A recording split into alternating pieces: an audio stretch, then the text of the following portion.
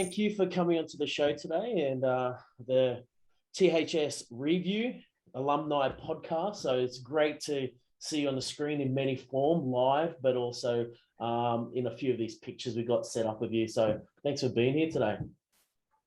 Thanks, I appreciate it. I'm so excited for you to hit me with these questions. And so don't know what exactly going to hit you with. So it's going to be interesting to see what emerges. We'll see what pops up. So I just want to give everyone a bit of a heads up. Like, you're more than what is seen on this screen, for sure. You're more than just a sportswoman. And I think that's the most important thing to get out today. You're more than just that sports person, but it's really feels like to me, it's been a great avenue for you to be the fullest version of yourself and to reach potentials that you've wanted. So I think that seems pretty cool. I just wanted to go through, you were a class of 2017. So Yep. You've been out for a couple of years now, and you've been at uni for 3 years. So we can see here you're repping Northwestern. Do you want to, before you talk about that, I'm really curious about this number because I know you've played in 15 and you've played in 0. And I'm like, man, I want to get to the bottom of this because I've never asked you about any of this before. However, let me just tell some of the folks that don't know you. Here are a few bits and pieces about you. In your first season playing for Northwestern, you scored, in one of your games, you scored 10 points in 7 minutes. In another, you scored 20 points in just 13 minutes. So you've gone in and you've made a difference to the team. You can note here in this middle section, we've got some of the stuff you did at school. Grade sport, you were the first that I know of to play in the men's comp. That was pretty cool. And you've led the way for others to do that because your skill level was at a way where it needed to be challenged at a higher level. So that was cool. You represented Sydney North High School. So you represented our region there. You also played for New South Wales and all schools national champs. And it goes on. European handball, same thing. Represented the state, represented Australia, beach handball, court handball, if that's what you call it. And you also competed, you were the cross-country champion in 2015 for the school. And I think down the bottom, I really exclude that to make it stand out a bit more. You're a recipient of Caltech School All-Rounder of the Year for sport and academics, and you made it into Art Express in 2018. So they're just a couple of cool things that I wanted to share with the audience so people can see and get to know you a little bit more than just Jessica Sancataldo, that basketball player. That's true. I know, like, I used to be called basketball girl at school. I don't know if you remember, but like some of the teachers that didn't know my name, they were just like, oh, it's basketball girl. That always used to get me. Good old basketball girl, eh? Yep. Well, basketball girl, how is being basketball girl these days? It's great. I mean, I've had a bit of a break from basketball because I've been stuck in Australia for like a year and a half now because of COVID. So I haven't actually played a full game of basketball in like a year and a half. And I think the like distance that I've had from basketball because of it has made me realize how much I miss the sport. Yeah, okay. Like, it's been a really refreshing break because I can take time to kind of enjoy life and slow down a little bit, but I really, really, really miss it. So I can't wait to get back into it. Yeah, because what I noticed is that one of the NCAA rulings, so that's the collegiate authoritarian body of sports in America, says that you cannot play in any competition outside of the university competition you're in. Is that correct?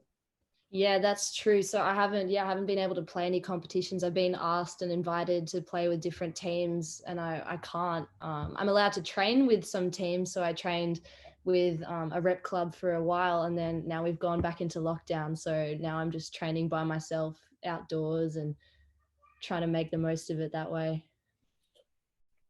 So whereabouts are you able to, I guess, keep your skills up during COVID? So I actually use my floor space just behind me for all my workouts. I do like a lot of mini band stuff. I do injury prevention, like probably like 5 days a week. I run. I do like a lot of beach runs. I've been finding like outdoor courts around, like I live in the northern beaches. And so finding just different courts on the northern beaches that have like a hoop and a net And I'm just trying to be creative with ways that I can be like productive with like a very small amount of space. So it's been a fun challenge, but I do miss like just a full court, like indoors where you don't have wind and rain and all that. I really miss it. Now, going to uni in the States, it's meant you've had to get up at some really interesting times to let's say do some Italian courses and such. What's that been like? Yeah, it's been really tough. I won't lie. Like I've been doing online school for like now like a year, and I have been getting up at like 4:30 in the morning, like 4 days a week, just so I can get my university degree done. And my university are very strict and rigid about it, so I have to be in class, like attending it in person. So I go downstairs out of my little studio and I sit in like the little lobby of our apartment building, like on my computer, and I struggle to keep my eyes open and like really like absorb the information because my brain just doesn't really work at that time of the morning for like English speaking, and definitely not for Italian. But it means that the rest of my day is freed up and I can still like study while I'm here. So I'm really grateful that I can still actually get my degree done while I'm in another country. Well, Jess, would you share with us what you're actually studying at the moment? Yeah, so I'm studying radio, television, and film. So I'm studying like cinematography and visuals. And I'm also doing a design certificate through the engineering school at my university. So I'm doing product design and visual design, like web design, which I love. And then I'm also doing a minor in visual arts. So I'm kind of combining all three of those, and saying like, I want to do something in design. I don't know what yet, but anything in design really interests me. Right, so I'm going to scooch all the way down here. I'm going to come back to these pictures in a minute. But let's have a look here. Art Express 2018. You kind of tapped into it at your course for uni. You're combining all your elements together. Um, did you think that that would ever happen for you, that you would be combining art into your scholarly studies? I actually had no idea. I'll be honest. It's just been like the craziest adventure. I didn't expect to even make Art Express. I made my major work probably like 10 days before it was due. And art wasn't even really my thing. Like I was always interested in it, but it wasn't something I ever thought of like formally studying. And like growing up, I always wanted to be like a physiotherapist or something. But then I realized I wanted to do something that was like separate from basketball. And so that's why I'm having like a really good time just like studying design and something that's like totally like unknown to me. So I really, really love it. And I hope I can keep going with it and do something like that in my career. So before we go to basketball, because it's like you got all these avenues. You got coaching. I know you love coaching basketball. I know you love making people better at what they do. I know you love basketball. I know you just love movement in general. You can see that on your skateboard. I know you love your skateboard. I know you love your surfing. Um, but have you? Or and I know you can play the guitar too, and you can sing. I remember at the Battle of the Talents at school during what was it, Tara Fest week? I think we call it now. Yeah. Can't quite remember what we called it when you're at school, but it was a day. Um, and I remember you playing guitar and singing too. So you're a bit of an all-round kind of person, aren't you? You can play music, you can play basketball, you can do art. Yeah, I like to try like a couple random things. Like I'm a very curious person, so I just want to like experience as much as I can. So I try and do like a little bit of everything. I like to know lots about everything, like just because I'm curious. I don't know a lot about playing guitar, but it's something fun. I've got it with me, so sometimes I play, especially in lockdown. There's nothing else to do, so Oh, so you must be pretty good at playing the guitar at the moment. You might be able to give us a little bit of a taste of your skills there, mate. I don't know about that. I don't know if it's good enough for Zoom, but That's okay. I'm just staring at you. Tell us about your artwork there in the middle, because making Art Express is no mean feat. It's a lot of hard work. What were you trying to get across here? so I always struggle with realism in art. Like I'm a very abstract thinker, and like myself, I am a perfectionist. I think like every athlete has to be a perfectionist to some extent. And I would get really annoyed when things aren't in order or things that you can't control. And so I was kind of trying to show that in my artwork. So there's like 7 different prints, and in each print that you can see like on that wall, there's something wrong with the print, whether it's like a little dot or there's like an arrow out of place. And I'm basically just trying to evoke a reaction from everybody. Like some people that looked at this artwork, they kind of jumped backwards at it in disgust. And then like some people who are like not observant at all just like glare at it for hours. Like they have no idea. And so I was kind of just trying to expose everyone's like own levels of perfectionistic behavior.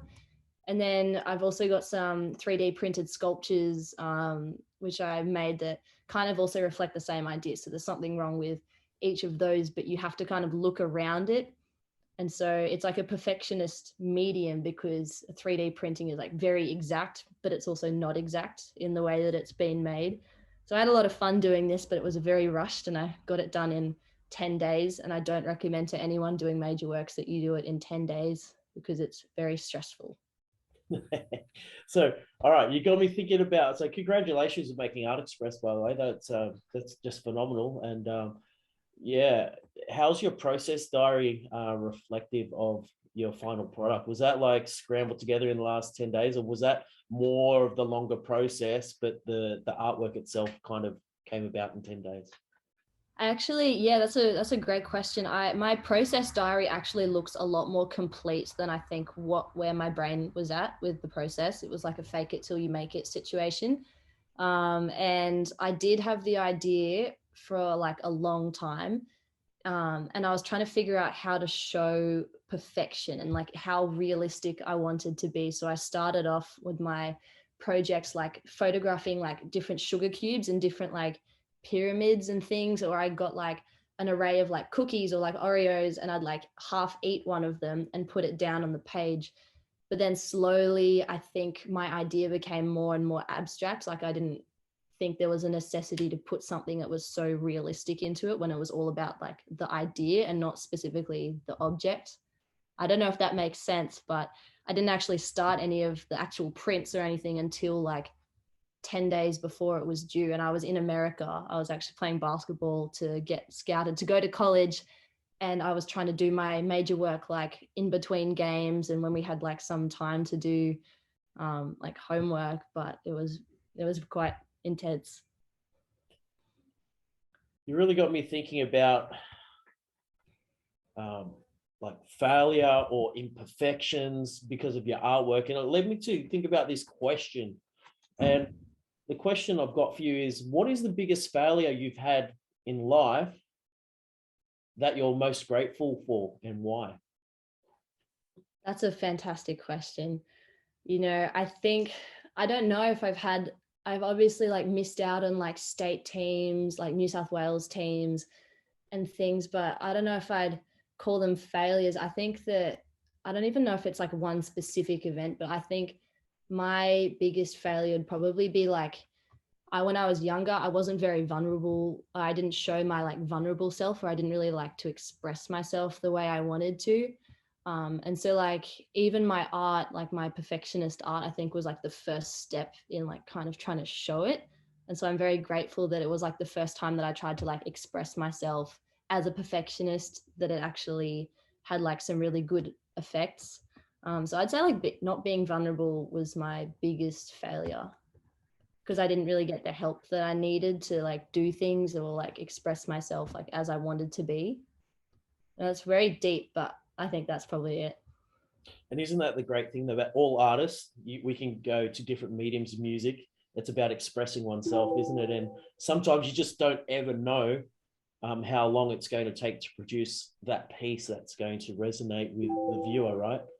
In this case with you, 10 days, we hear about musicians going into booths and, an hour later walking out with a mega hit, or, taking months at a time to work and stuff. So I think that's pretty cool, pretty awesome. What you came up with. What made you go towards 3D printing? So I wanted to do 3D printing because it's like such a perfect like form of like art. Like I used 3D printing because it's something that hasn't really been done by a lot of artists. And I actually learned how to make 3D objects I took a graphics technology class with Mr. Jackson. like years ago, maybe when I was in like year 9, I think. And I briefly learned how to use the programming for that. And so I wanted to incorporate it in my art. And then for like the prints, I used Adobe Illustrator. And because that's also like a perfectionist, like perfect form, I don't know, I just thought that it helped to really showcase that the work was supposed to be perfect, but then it wasn't perfect. Yeah. Yeah. I had a lot of fun making all those objects. And I had a friend who lived like next door to me who happened to have a 3D printer I could use. So I was very grateful he was able to like do all that for me. Wow, the community. Now you got me thinking about the community, right? Like everybody coming together. And I wanted to throw this out there is that I want you to share with the viewers, because I know your story about you're a very loving, you're a very helpful person. You like helping. And would you like to share your story about the lovely old lady you used to look after and help out? Oh yeah, Joan. She was a lovely old lady. I started working like as a carer for her when I was in high school, and I basically started out by like doing like some gardening jobs for her, and I started like doing things that would kind of help her live like in her day-to-day life. She was very disabled, like she had like a lot of nerve issues. She was borderline diabetic. I think she also had Alzheimer's, and so she was really struggling, and she didn't have any family that lived near her. So I kind of became like her person to do all the jobs for her. And so like I started doing her shopping, and I'd give her like foot massages so she could like have feeling in her feet again. And I'd help her into the shower and do her ironing. And doing ironing for old ladies is actually a really, really scary task because like they're very perfect at it and I don't know what I'm doing. But I had a lot of fun. And yeah, it was really rewarding experience. I did that from high school right until I left for college. So probably like 2.5 years, I think. And she didn't have a lot of money, and like all her family lived far away. So she'd pay me in ice creams or give me like $5 for an hour. So yeah, it was something that was like more rewarding for me, like knowing that I was helping her rather than what I was getting from it, like physically, whether it was like food or money. But I really, really enjoyed that. So it sounded like you got a lot more out of that relationship, even though it Yeah. And sounds like you gave a lot as well. I've ended up becoming kind of like her emotional support as well.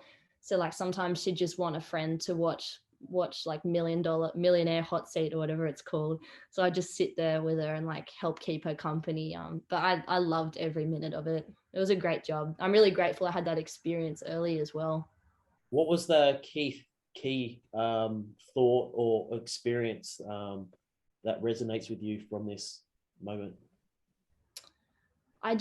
I feel very grateful that I was able to give someone support and like really see that what I was doing was having an impact on her daily life. Like she just seemed a lot happier, and if I could like get tasks done for her or like help her have feeling in like her limbs again, or something, I really enjoy just making people's days brighter. Like I'd say I'm a people pleaser, but I think I just love caring for people. So very rewarding, and I hope I can have another job like that again in the future. Is that why you kind of get attracted towards coaching and basketball? Like that fact that you can give, and that I don't think it's hard to be overly complacent when you're constantly giving and thinking of others. It kind of seems to take you out of yourself, and it gives you a different perspective on life. Has it helped you by serving others? Yeah, has it helped you in your life?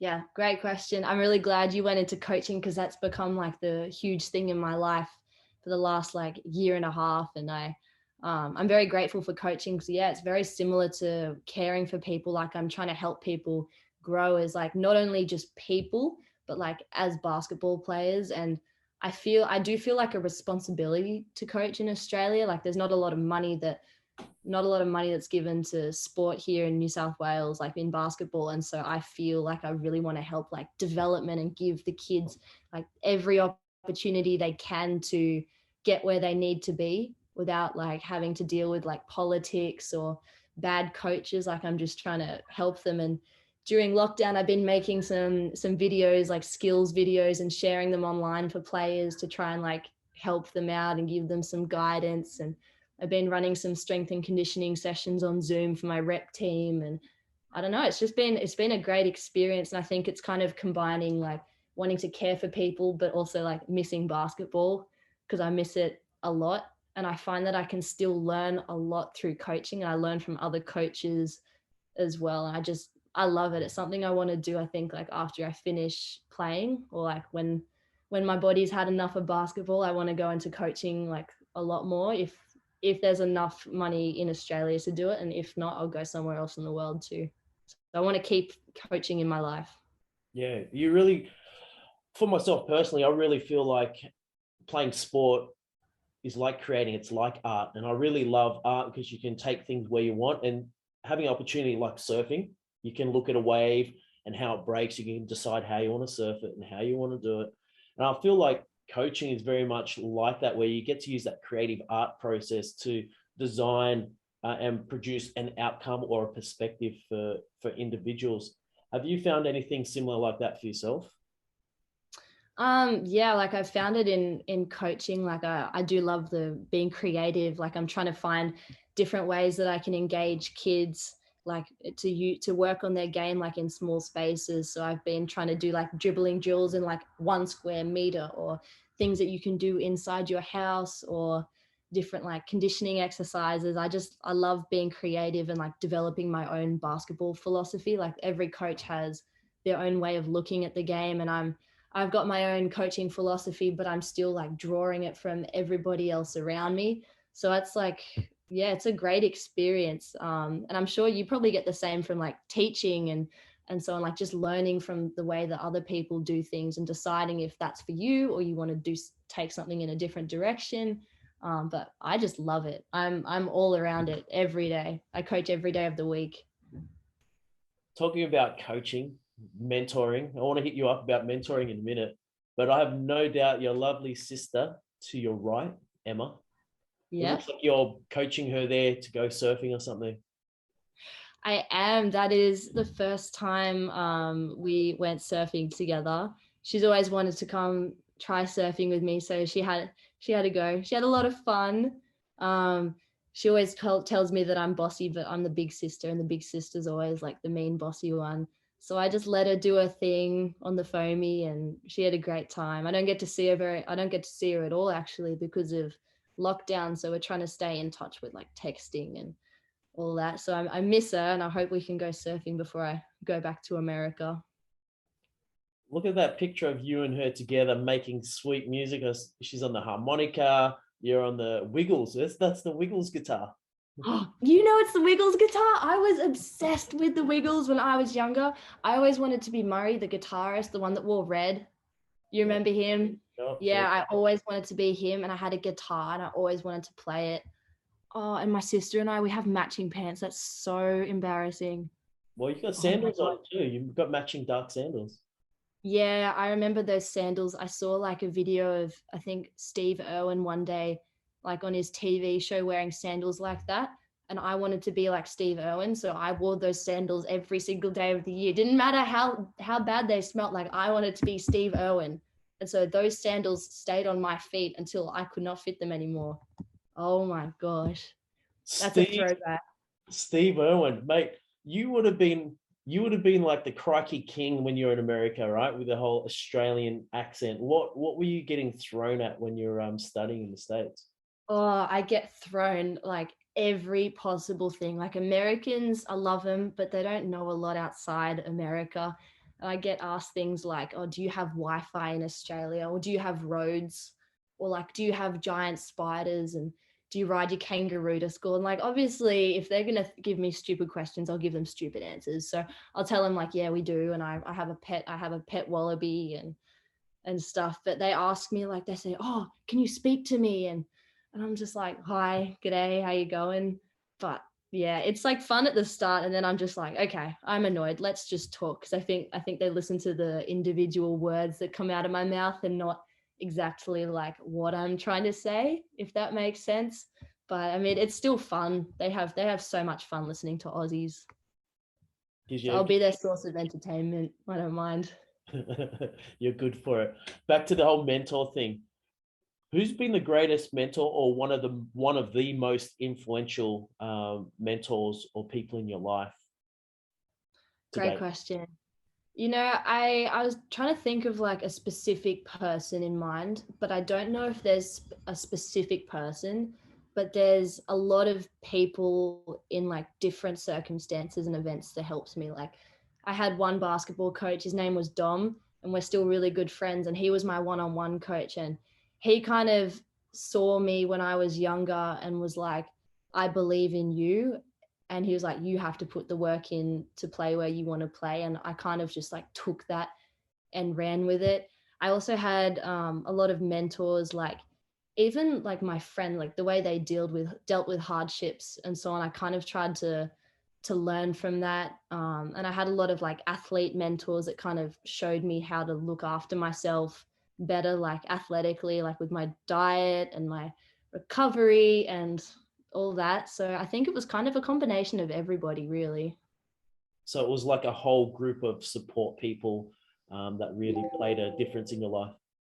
Yeah, for sure. And like, so yeah, some of them came from sport. Some of them were in my friend group. Like I had a few teachers that were like really supportive. Like you were probably one of the biggest influences. I think that you really helped me to get where I am today. And like, I remember when you started the Big Hill program at Turramurra, that was really exciting. And it really, I feel like you gave me like a chance to really like push myself, like in a setting where I hadn't been able to push myself before, like with weights and everything. So I'm very grateful for that. And I remember, who else? I know like in the classroom, Miss Wagner, I had her for 3 years and it was tough and she pushed me so hard, but she really inspired me to like become a better writer. And I'm very grateful for that. And then Miss Andrews was also a really good role model for me because like she'd played for Australia in her sport. And I remember she kind of taught me about learning to actually take some rest every once in a while, because I used to just play 7 days a week and I had no idea of actually what rest was. Like my attitude was like, go, go, go. And I remember that one day we had a conversation and she was like, so when's your rest day? And I was like, what do you mean?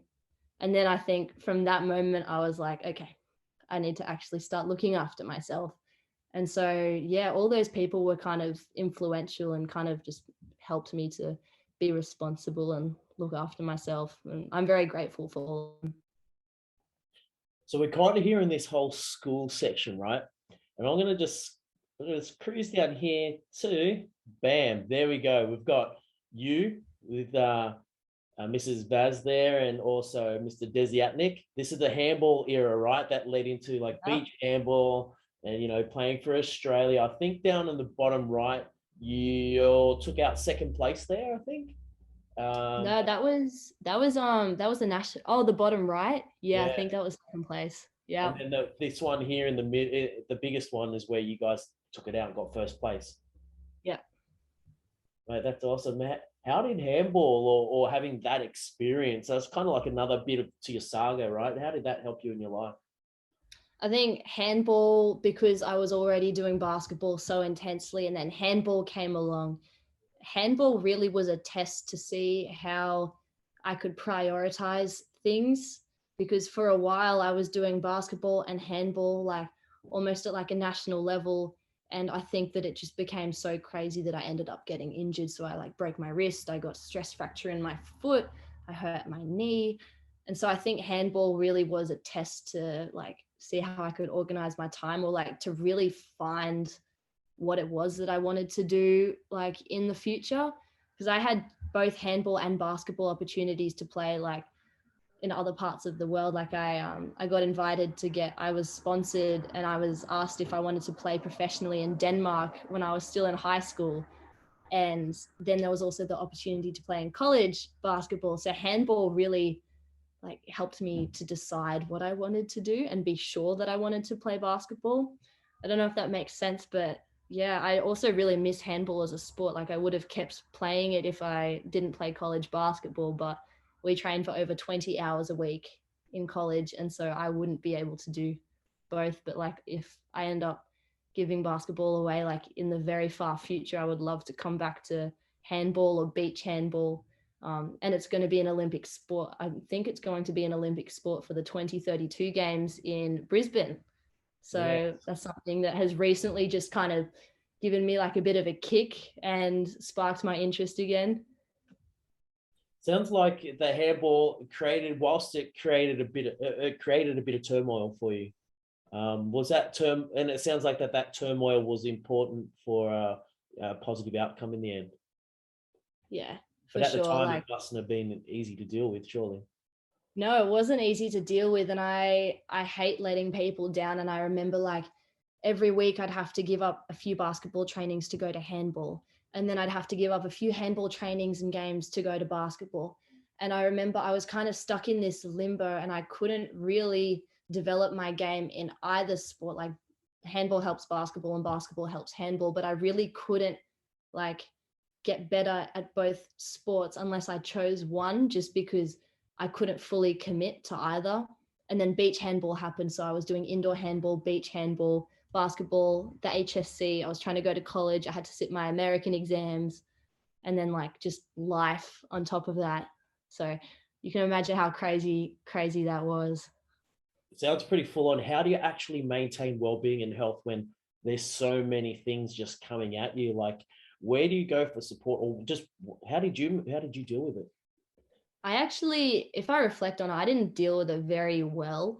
Like I spoke a little bit earlier about being vulnerable, and I did a very bad job of being vulnerable. Like I don't let a lot of people in. And I think like in my household growing up, vulnerability isn't something that you can like, or you can't really like explain your feelings and emotions. It's kind of just toughness and moving on. And so I tried to kind of embrace that. And I think it's great to a point, but then it all became like really overwhelming and a lot, and I didn't really ask for support from people because of that. And so I really wish that I had like reached out to people at the time, because it was really tough. But I remember like I just spent a lot of time by myself, like figuring out what I wanted to do. And I spent some time with like my basketball coaches and like just kind of found my happy place. Like skateboarding was like my happy place, and I've been skateboarding since I was 6 years old. And so I just find like little things that I'd love to do where I could just put like my headphones in and just chill out and like take a second and like slow down. But it was really tough like at the time. Like you can be as organized as you want, but I think if everything becomes so much, like you do need outlets and people to talk to. And I think that was a very big learning lesson for me. So I'm very grateful I actually experienced that, because now I know like I'm a lot more comfortable talking about things and putting myself in vulnerable positions. I think it really helps me with my friendships and relationships. And yeah. So did you ever change who you were, or kind of put on a persona to try to fit in with varying groups, or just to kind of try to get by? Like, did you put on that facade? And Yeah, for sure. Like I definitely put on the toughness facade. Like sometimes like I would say I'm a tough person, but sometimes I tried to put on the toughness facade because I felt like that was the only way to kind of go through. And I think it was really damaging, because if people think, oh, she's tough, then they think, oh, she can deal with everything. And then like it becomes too much. Like in basketball, our state has a really big problem with that actually. And there's all these different programs you have to be a part of. And if you turn around to a coach and say, hey, I can't do this, or I'm really struggling, they'll probably look at you and say, you're not cut out for it. So I really struggled with that. With being toughness. But in high school, I think I spent a lot of time trying to figure out who I was. Like I put more emphasis in that than trying to fit in. So I went through different phases, found different friends, and was just trying to find people that were kind of like me. Yeah, it was a really interesting time. Like I loved high school. I would do it all again. But yeah, really interesting. so if Jess Sancataldo could go back in time and talk to Jessica Rose Sancataldo, what would you tell her? What would you tell the primary school version, and then what would you tell the high school version? Oh, that's a wonderful question. You are all over the questions. I think in high school I started like I worried a lot about what other people thought about me. And then I think my advice to myself in high school would just be like, not everybody is going to love you. Like you just have to be kind of who you are, because that's the important thing, right? Like somebody else's judgment on you from knowing you for 30 seconds is nowhere near as important about than like what you've been through, or like you as a person. So just like being yourself, definitely something I'd tell my high school self. And then for my primary school self, I don't really know. I had a great time in primary school. Like I remember feeling like I was the boss of the school in year 6. I felt powerful, like as every year 6 kid does. And then you go to high school and you have to like do it all again. You have to like sit at the front of the bus. I don't know what I'd say to my primary school self. Probably just do everything, like experience everything. I found a lot of fun, like being curious and adventurous and skateboarding, and I had a great time. And what about your year 12 HSC self? There's a lot of students right now kind of trying to deal with the lockdown pandemic and, trial HSCs coming up or being postponed. Like if you could go back, what would you tell yourself, or what would you tell them? I'd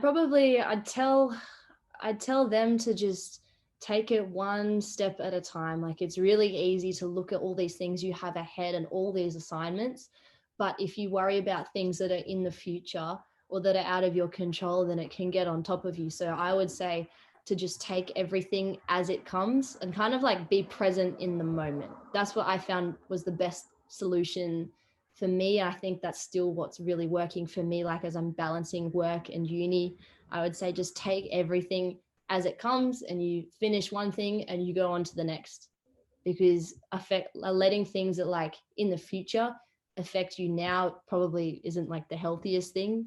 And like, don't get me wrong, there were times where I definitely did that, but I think, yeah, that's the most effective strategy for me to get everything done. All right, I'm thinking past, present, and future. What are 3 great things from each of those areas that you can think about? 3 great things, like in terms, what do you mean? Like Just in the past, like what's 3 things that you just really loved about your past, what you're currently going through, and what you're hoping to go through in the future? What are your thoughts so there? in the past, I really liked throwing myself at like challenges and being competitive and like having something to strive for, which was me going to college in America and being able to study and live there for free and like play professional sports. That was something that I really liked. And I really loved in the past, like having all my friends at school, because once you finish school, then you don't get to see your friends at like recess and lunch. You actually have to like call them and like find a time to meet up with them and hang out. So I did really like school like that.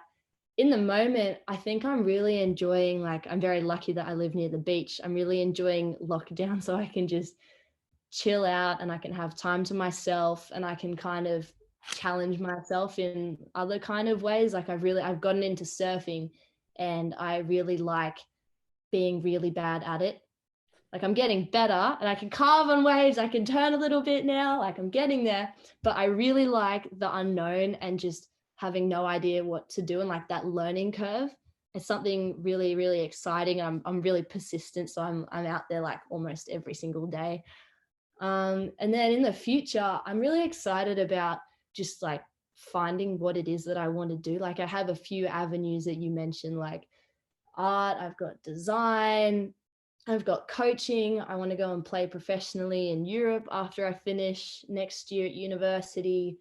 But I just like trying to find what it is I want to do. Like I don't want to necessarily set myself and say, I'm going to be a designer. This is what I did at university. I'm just kind of I'm a very go with the flow. Like wherever I end up in the world, that's where I be. I want to travel, just absorb everything. It's pretty exciting. I'm so excited. I'm excited to hear your excitement, and I think it's a really good place to leave on. Like I think we've covered such a broad background in a kind of very organic way, and I appreciate you coming on and sharing your thoughts, your words of wisdom. It's been awesome. Thanks. Yeah, thanks for having me. This has been great. I've actually really loved like trying to like reflect on my own experiences. So I think I had them kind of hidden away and like this really helps to like bring it all back. So thank you very much. Thank you for being so open to allow all of that to happen and for these viewers to experience a little bit of the life of Jess Sancataldo, the superstar. Oh my God. Oh. Because you're so humble. You never say half the things. You never say how awesome you are, mate, but you're a champ. those that know, everyone that knows you loves you, mate. You're an awesome person. So thanks for being a good person, and thanks for coming on today. Appreciate it. Thanks. Thank you very much. Stop share. And Done.